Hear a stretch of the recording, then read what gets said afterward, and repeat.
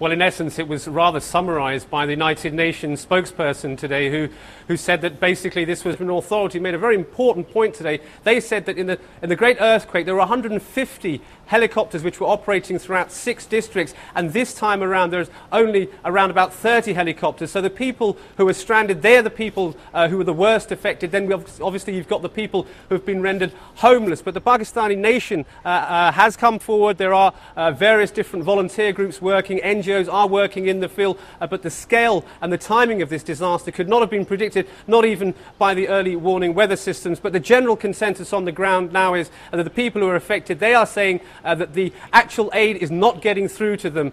Things have been talked about, things have been pledged by the government, but nothing is actually reaching them on the ground in terms of food, in terms of shelter in tents, in terms of medicine, and in terms of clean drinking water. And it is the people who are the most vulnerable, like the children and the women and the elderly, who have the most grievances here on the ground in Pakistan. Okay, Adil, I got one last question for you. President Asif Ali Zardari has been criticized for continuing his visit to Europe as the floods worsened. What have been the government's response to this criticism, if you can say, talk about it briefly?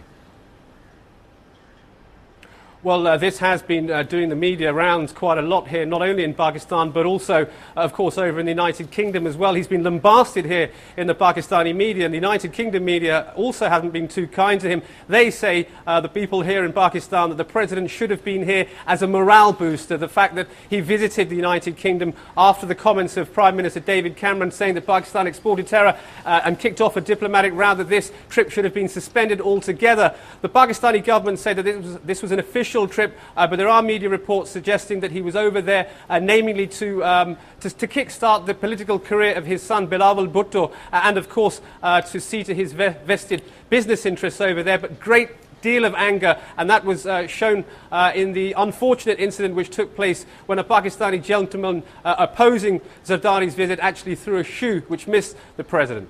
Okay, many thanks. Addiel Sabir, press TV correspondent, joining us live from Islamabad.